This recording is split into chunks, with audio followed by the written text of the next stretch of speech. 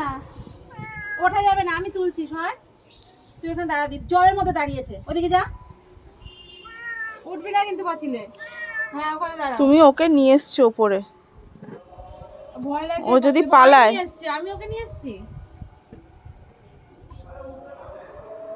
আরে না, পাঁচিলে ওঠার জন্য লাফাচ্ছে, তো চলে আসলাম বেতো শাক তুলতে। আর এদিকে মিঙ্কি এসে দেখো, ও ছাড়া পেলে হয়েছে।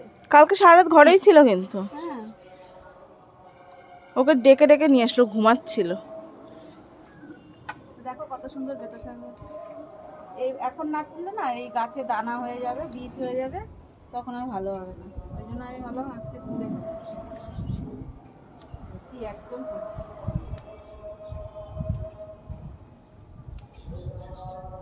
একটা গাছেই অনেক শাক হয়েছে।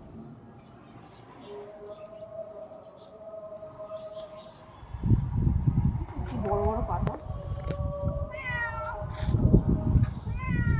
ওকে দাও, ওকে পাতা দাও, খাক। খাবি? ও ঘাস খাবে, ঘাস খুঁজছে। হ্যাঁ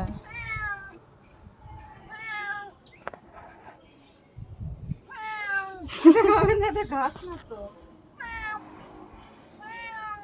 দাঁড়া, তোর জন্য দাঁড়া শোনা, উঠবি না। উঠবি না বাবা, উঠবি না, উঠবি না, দাঁড়া, চল নিচে চল।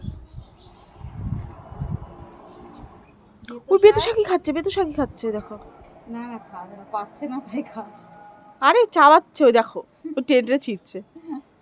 তোলো তোলো তোলো, তুমি তোলো, ওগুলো তোমাকে করে দেবো। বেতো শাক বেগুন দিয়ে দিয়ে দেখেছিস বাবু, এই জন্য বারণ করেছিলাম। আহ ধরেছো। আচ্ছা আচ্ছা, আমি ঘাস দেবো, ঘাস দেবো, চলো চলো চলো চলো, দেখি ঘাস কোথায় আছে। তোমাদের আমি ঘাস বসিয়েছি, এখনো ওঠেনি ঘাস। চলো চলো চলো, এই যে চলো, দেখি এখানে ঘাস আছে। ম্যাও ম্যাও করেই যাবে। দেখ দড়িটা না।